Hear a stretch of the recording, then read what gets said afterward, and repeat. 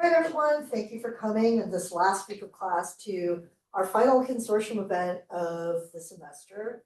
And we're very happy to welcome someone who's joined our faculty ranks recently at USC Annenberg, Javier Cabral, for a conversation about citizen journalism.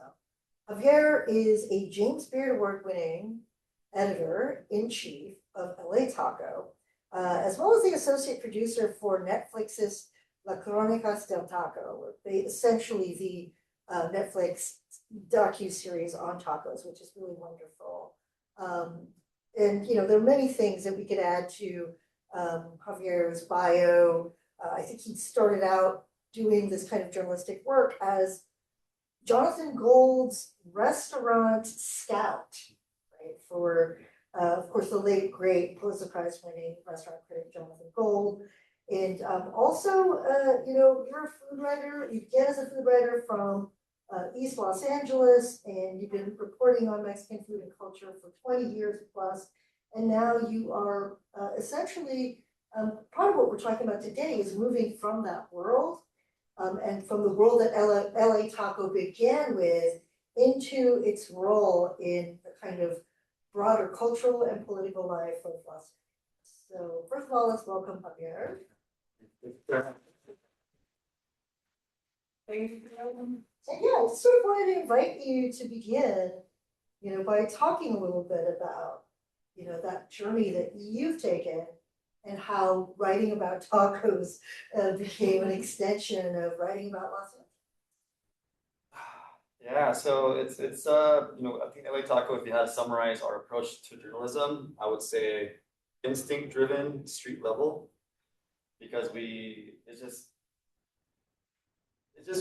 do what feels right in our souls and our passion. We're really lucky to do that because we are 100% independent. And there came a time when it just felt a little silly to write about tacos and review restaurants or profiles of food, because there was this crisis happening and LA was the forefront of that, right? Which is this immigration rates. And so it was kind of like a no-brainer. It was just kind of like how can you write about tacos if the taqueros are getting abducted? So that was like, well, for better, for worse, despite people always welcoming our readers, there is a big space on social media, and I think just to make money if you play it safe, or if you give people like a sense of escapism, right? Like not like now, aka don't like stay out of politics or keep this out of politics. But there just came a time when it just dawned on me, like tacos are political because you can only talk about corn so much before it gets political, right? And then in this, since LA was made to be the freaking experiment of just like the world to see of, just apple style like ice raids without due diligence, without due justice, without based on people's skin color. It was literally like from one, it was, because no one knew about that first ice raid on Friday afternoon. And it just became one of those things in history where I'm never going to forget where it was. And it was a Friday afternoon. I think it was very intentional that the first ice raid was televised like a pursuit.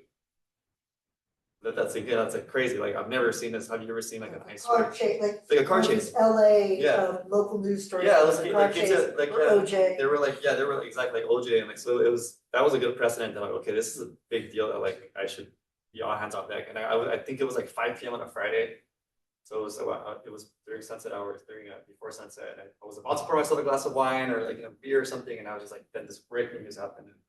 So it just felt it just felt instinctual.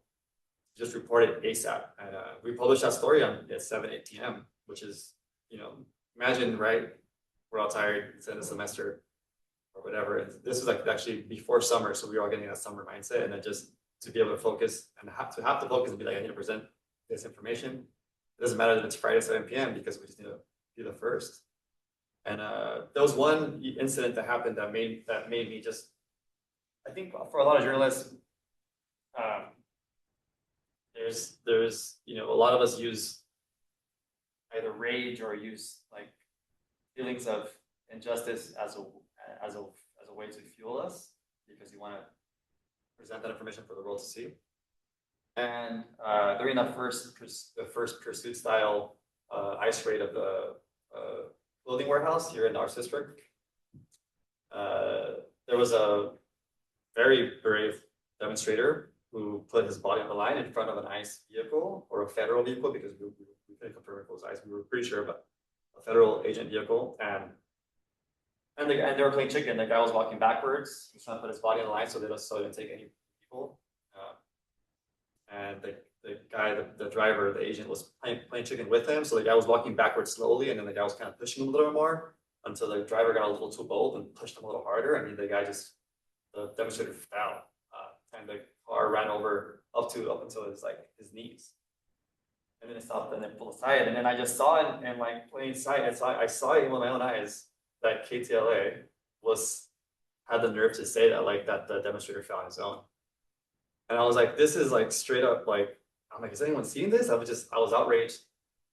And that was like a moment, I think a turning point for me, because I was like, okay, legacy media, which if you know, KTLA is like Fox Light. They had the nerve to straight up say something that didn't happen, like say something inaccurate right as it happened to try to defend the authorities. Yeah. So that was it. And then after that, the rest is history. So there came a time when we just couldn't write about food because these ice raids were just so relentless. It was a relentless onslaught of news to cover. And there is one of the things that I've seen distributed most is the Daily Memo, right? Mm-hmm. Which is things about ICE activity in the LA region. Mm-hmm. I guess one of the questions I want to ask about that too, though, is as the kind of independent publication structured as you are, in what ways do you see people accessing your content or essentially reading your material? I'm assuming that you get a sense of how many hits you're getting on stories that are posted online or what have you. But when and to what extent have you used some of the other platforms you had or presences you had to distribute your stories become more important or serve another role in the context of the ICE abductions in Los Angeles? Yeah, so that was a funny story about that. So LA Taco has been covering street level LA, like hood LA, for 20 years now, right? We were the first site to cover. Our first beats were graffiti, cannabis, and tacos. This is a time when tacos were illegal in LA. It was straight up like taco trucks were where right now where street vendors are, where taco trucks were being ticketed and towed because they were parking. So we covered that. So we had this deep trust in these LA barrios and hoods that like the only time that legacy broadcast news would go cover was when some kind of tragedy happened. Only if it bleeds, it leads. That's still the golden rule of journalism, unfortunately. So but LA Taco, we always celebrated like their taqueros, their restaurants, some of their local neighborhood heroes. So we had this kind of cultural currency, in a way, with all these deep neighborhoods. So when all these ice raids started happening, I'm sure I wasn't the only one that saw KTLA in live air say that this demonstrator fell when it was very clearly pushed by the federal agent. So I think there came a demand for news that people can trust, and news from people that look like them, or that they knew came from the same hoods, like just people who share the same struggle. And so Daily Memo was born because there came a time when stuff was happening so fast, so much that we couldn't write fast enough. Mm-hmm. And all the things of journalism that they teach you in journalism school, of who, what, when, where, why, how, to get it into a story, to get it edited, to get it fact checked. It took a lot longer to do that. So I just made a very bold and risky approach, a very bold and risky move to just give it all away. So instead of just publishing stories and having it behind a paywall, which is the way journalism has always been, we just you know what, screw it. This is it doesn't feel right to charge people for this information. This is happening. People need to know ASAP. So I told the team, let's just pivot to video. Let's just give it all the way on Instagram. mind you, a year before this, LA Taco shuttered for like 1 week. We laid off everyone because we just ran out of money. We plateaued, we couldn't raise more membership. We couldn't raise more memberships, our subscriptions were down, our readership was down. So like it went against all odds to just say, screw it, let's just give it all away for free on Instagram, and like hopefully people will donate to us or something. And sure enough, that ended up being our saving grace. Because we just listened to what people needed and wanted in the mediums that they're using right now, which is all this is like the impetus for this class that we're teaching here at USC, which is bridging the media gap between influencers and journalists. And I saw this happen in real time with LA Taco. And it's like we're not influencers, and I noticed like this distance grow between them because doing this that we were holier than thou to creators because we're trained, because we do ethics, we have integrity, but yet it doesn't matter how long you spend writing a masterpiece if no one reads it. What good is it? And that's the reality that was happening with readership with hits. And influencers have these they have attention and engagement and eyes. So Daily Memo is like a culmination of that. It's all fact-checked verification. It's all verified by like 3 people. Now Memo has his own team now, 2 different people. We have Julianne now here, so our team went from like shutting down like a year and a half ago to furloughing our staff to just like doubling our staff within like 1 year because of these ICE rates and because of our decision to just give it all away on socials instead of hiding it behind paywall.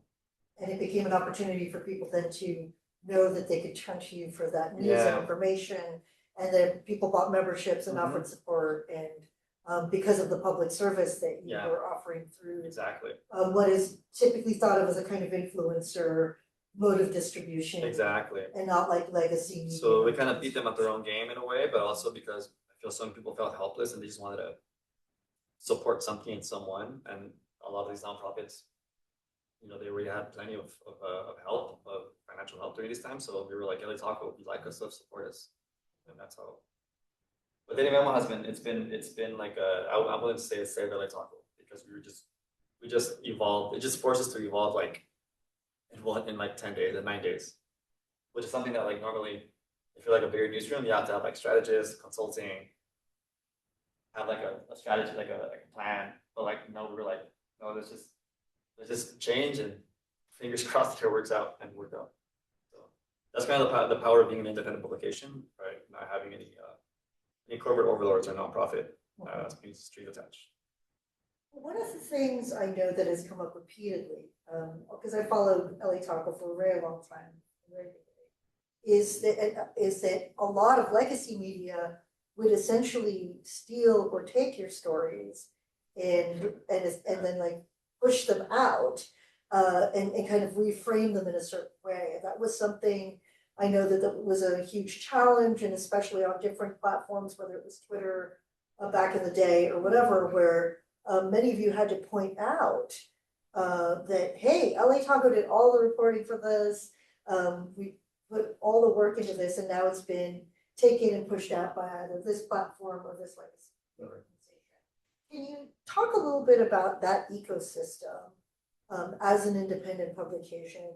I mean, because we know so many of the great independent newspapers, including something like LA Weekly, were just gobbled up and absorbed by these massive corporations. To what extent do you see the survival of LA Taco playing itself out around those moments of like blatant thievery and legacy media kind of thinking that they can get away with stealing your homework? And that's something that like it's so annoying. Editor in chief, and also just to see like how hard some we have another recent hire, her name's Aisha, and she was the first to publish a lot of these articles that everyone else ended up copying.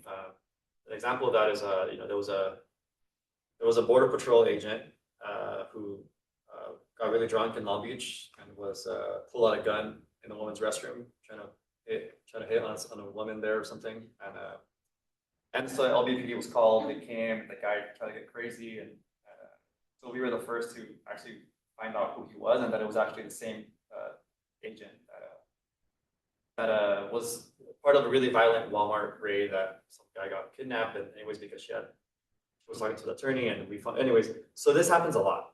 This happens a lot, and we just the only thing I can say to that is like it's like people who steal ideas in any other creative realm. It's like let them have that one because we just keep on pumping them out every day, multiple times a day. So it's frustrating, but it's just part of the game. And now we're at a point now, and I'm really proud of L.A. Taco for this, that it doesn't matter if someone else publishes the same story, everyone still wants to hear our take. Which is like crazy position. Our homepage is still our #1 hit every day. So people just come to us and they want to read our take and they want to read what we have to say about it, whether we're the first or not. Yeah. So it's taken 20 years to get to that trust level where people just, even though someone, and also I love seeing it on a lot of these some of these platforms, like usually it's broadcast news that are the biggest perpetrators of this L.A. Taco. People will not comment on that. This was first reported on L.A. Taco, by the way, and then people will like that comment, and then so people have I think our readers that are day ones or loyal fans have our back. They know L.A. Taco. They can tell almost like L.A. Taco, because I know for a fact that all these newsrooms, TV stations, LA Times have L.A. Taco in a monitor in their office, and they're refreshing it all day to see what we post. See what you're covering, what you're doing. In light of that, has anyone approached L.A. Taco? Has anybody tried to come and offer a buyout or a takeover or anything like that at all yet? Or no. Yeah. No. It's journalism. If you're like a billionaire or like if you're a person that has a lot of money, it's still not like you're gonna take it as a loss. Like I wouldn't say like I talked about just broke sustainability. Like what? I think 2 months ago. It took 20 years to get there. So we're finally not losing money, and that's because of all of our new members and because of our ICE reporting. So I don't know. No one's approached us. On the contrary, we actually got. We found out we haven't gone public with this, and I kind of. Whatever, but so during the first No Kings protest, so a lot of people think we're going to win a Pulitzer this year, which I don't ever really care. You know what they say about awards? No one cares until you win one. So we've been getting a lot of pitches from like very accomplished journalists who want to just like work with us, just to have a byline with us, and they're willing to work for us for free or just giving us some kind of exchange, kind of barter. There was like a very high profile aerial journalist, like a drone journalist, who at the times of these protests during the first ones, everyone was coming to LA to get a piece of it, right? Like it became like everyone wanted to get fill their reels or just take photos and have it for their websites. And so this guy came, he emailed me. He was like, "Hey, I'm willing to give you like all the raw footage of our drone journalism, of my drone work, for you to edit. Usually I charge this, but I'll give it to you for free because I really believe in it, talk blah, blah, blah." And I was like, "Sure, okay, but it needs an old school style letterhead written assignment because FAA, right? It's like airspace. If you're like a permitted drone aerial journalist, you're like highly permitted and you're like have a really good rapport with FAA." So he did it, and I did it. We kind of expedited it out. We made it happen. And then he like called me on a Saturday morning. I was getting ready to go to the first No Kings protest, and he was like, "I've never seen this before, but the FAA rejected the assignment." And he's like, "Apparently FBI caught wind and they overstepped and I guess they have more control than FAA. And they said, absolutely do not give this publisher access." So we they know about us, and that sent me in a downward spiral of paranoia the rest of that week. But so we don't have anyone trying to buy us out, but I think there are people trying to silence us for sure. Mm-hmm. Yeah, I was wondering about that. To what extent, before this event began, we were perusing whitehouse.gov's list of journalists and news organizations on their watch list for quote unquote misinformation. And and it seems also, especially given the reach and the work that a local publication like LA Taco is doing, it's having national wide reach at this point, that it could be a target of that kind of of many watchdog lists, because that is a kind of favorite tool that particularly kind of far-right groups and the US government right now, frankly, like uses as its disposal. It's part of the authoritarian playbook. So yeah, to what extent, I guess, do you find yourselves, or how do you imagine yourselves either preparing for this or not giving too much mind to it? And what do you say to the people who are, to your staff, to your writers, to your other editors? How, without giving too much away or making yourselves too vulnerable, to what extent do you confront something like that or prepare for something? The answer is very simple. Just keep publishing the truth. Because if you keep publishing the truth, despite I received like a lot of death threats and like cease and desist, a lot of like defamation libel threats in the past from Proud Boys for exposing where they were hanging out here in LA. They were hanging out in big numbers, believe it or not. And but again, if it's true, it's not defamation or libel. So you just gotta keep on being accurate. And I mean, I love to quote our investigative journalist Alexis Olivier Ray. He's like, if you become a journalist, you probably didn't become a journalist to make friends. And yeah, so we're just I mean, we're prepared for it. We have the publisher has an attorney that we can reach out to in case for anything. In case stuff gets really crazy. I'm prepared any morning to just get like a scary email from like US counterterrorism unit trying to say something about us. But especially now with this new website. Yeah, so there's a new website on the .gov website, on the WhiteHouse.gov website that they have a page now for like journalist perpetrators or journalist bias, or for biased offenders in journalism, and they're calling out now the journalists by name and by network, right? And they have now journalists have their own author page on .gov website, and they list their crimes against the president for reporting on things in an objective manner. So I mean, I don't know. It's like I like to say, there's a quote. LA Times did a profile on me like 3 years ago, and I said, you got to be prepared to defend anything you publish with Arc Alley if need be. So I still kind of stand by that. I'm like, what, I stand by whatever we publish, whatever our team publishes. And if we make a mistake, we retract it, we post about it, and we move on. You're only as good as your last story. So it does suck, but and I would say in all the Daily Memo history, I think we've only made like 3 or 4 mistakes in 3 months or 4 months. That's been running every day. That's been running every day. A lot, especially in the compressed production time.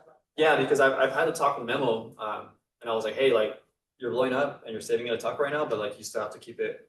Just let the information do the talking. It's all damning. It's like damning on its own. You don't need to input little. You don't need to, yeah. I'm like, and if you do want that, let's talk, because we can probably get you a talk show. Like we can do that. Which is also Nathan too. If he wants to do that, but we're keeping it, believe it or not, objective, and we're just reporting the truth. I guess my last question before we open it up to a couple of questions to conclude is just, you are teaching this class, young journalists imagining their way into a field or a career that has become increasingly difficult, like so many things, right? Having to do with, reporting journalism, or so many journalists I knew, in fact, like went back to grad school so that they could teach or do various things, because that's in the last 15 years or so, because there were just fewer and fewer staff positions that all have been kind of eradicated in so many places. Mm-hmm. So what is it that you tell your students as you're talking to them about this continuum between influencers and journalism, and the kind of Venn diagram of that? Where are the places for hope or possibility in the future of media? Great question. I think independent journalism is where it's at.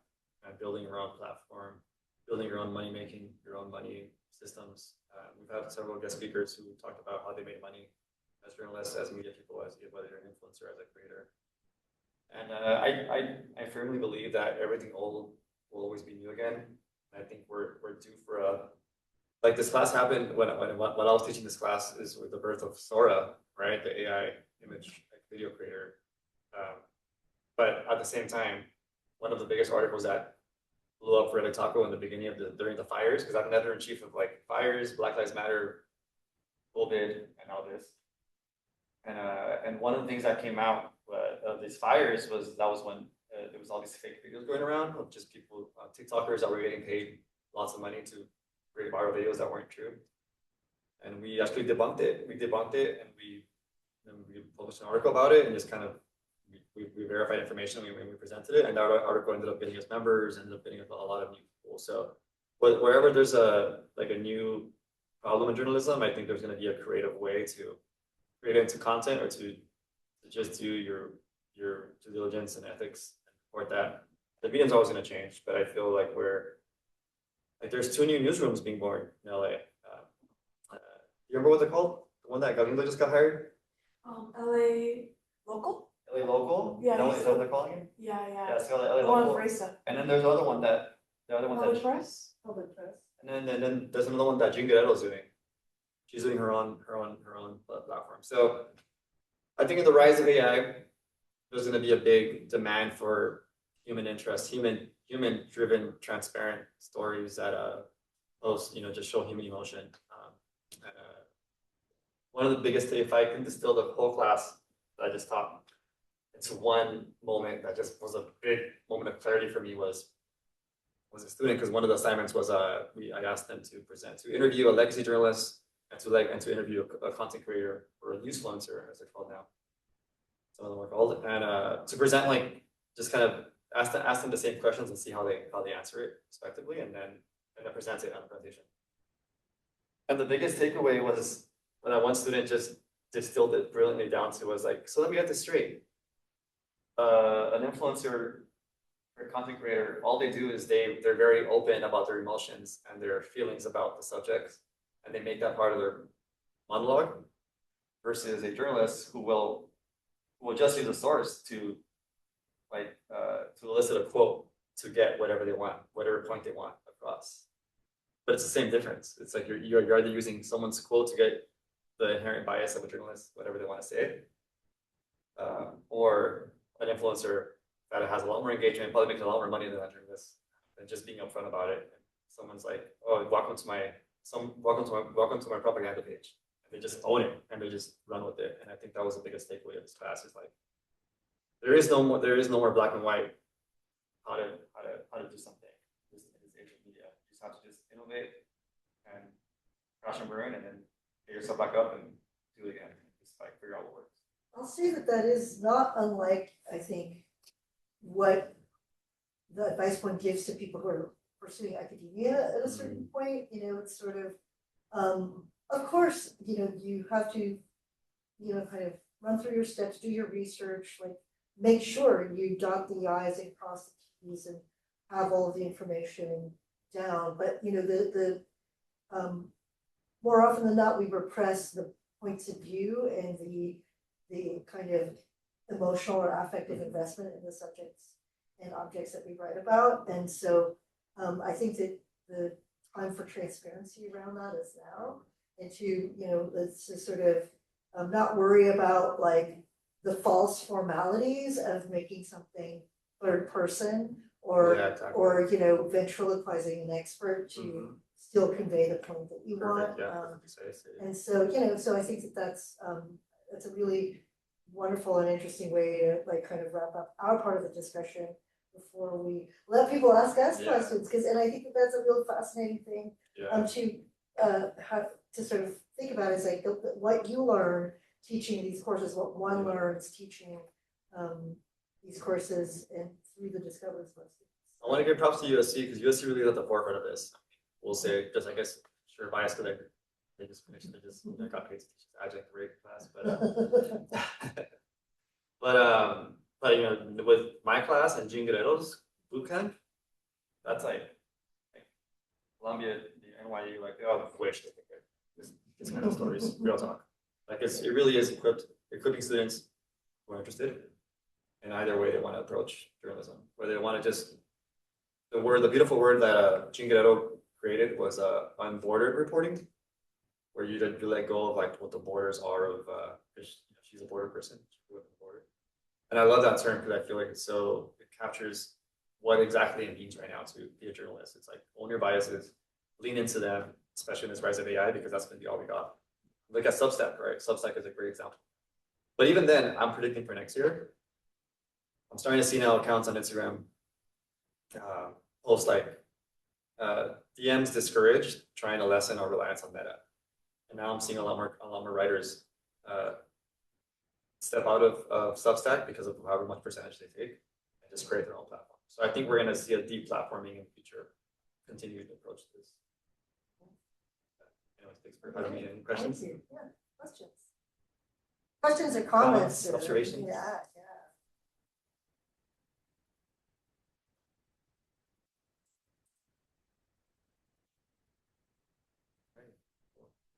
Cool. Thanks for coming in. Oh, yeah. Anybody? Gary, what made you interested in having Javier on the panel and like having him be the finale of the series? Of this semester. Well, I mean, truth be told, it was such a big campus. I hadn't realized you were teaching a course here, and this is precisely the kind of work that the consortium is interested in doing. Is first of all seeing.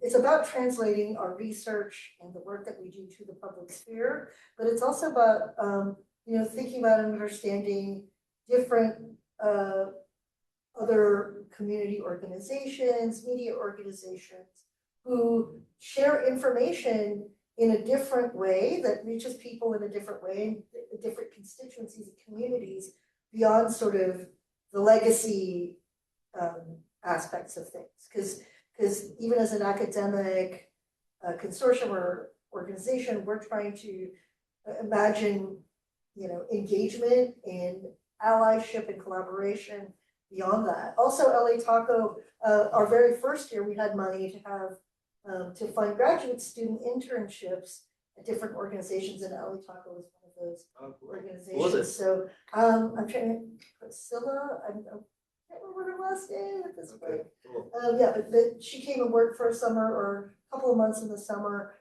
at LA Taco. This was like in 22 or something like that, or 21 even. So during COVID. Yeah, so I was just like, hey, we've partnered before. This is, I think that the work that LA Taco is doing is really important. Also, food is an important part of like what we think about at the consortium. We have some scholars, Karen Collins and others who do projects with food as something more than just, oh, this is yummy. This is like, we like to go out and eat yummy things and eat. By the way, that's yummy is part of the banned words at the talk. Yeah, exactly. It's like a banned word, really talk. But it's sort of like thinking about, okay, well, in what ways does food open up a portal to these other stories, to politics, to a lot of other things. So that's sort of part of our orientation as well, and that's why we wanted to, kind of close out the semester with this conversation. Yeah, the intersection is in a sweet spot. I feel like I describe it like talk as being like a baby Vice. Vice when they were kind of first starting out. I used to work there. I worked for 2 years. At the tail end of like their glory days when Vice Time launched. So I always think back of that. Like, I think the golden rule is just gotta write. You just gotta produce stuff that people want to read. That's just a golden rule. Like it is, and that to do that, you have to really, really unlearn and get out of your head. One of my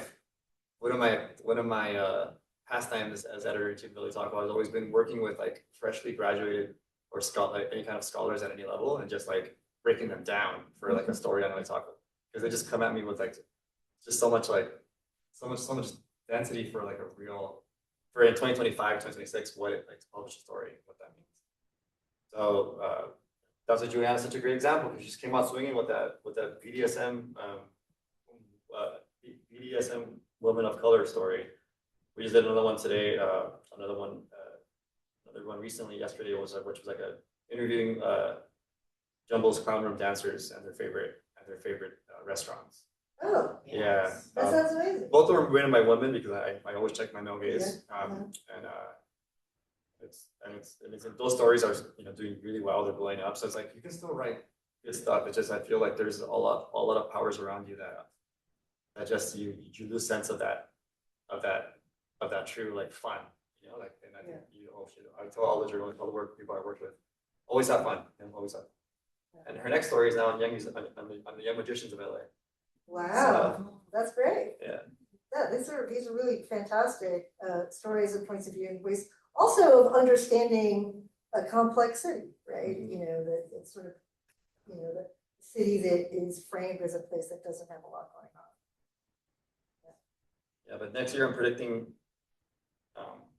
points of like subjects and beats and points that are going to be big, or I mentioned identity. Mhm. I think people are going to double down on their identity. They're going to whether they want to double down on their Americanness or they want to double down on their other whatever culture they identify with. And I think connection is going to be the name of the game next year too, because rise of AI, just everything's going to be like very black and white. I feel finding the warmth. Action is Find the beating pulse. find Find the tissue or Yeah, find the exactly. David Cronenberg of it. Exactly. You get it. Okay, exactly. Well, let's all thank Javier for Yeah. being here today. That's fun. Are you asking the section?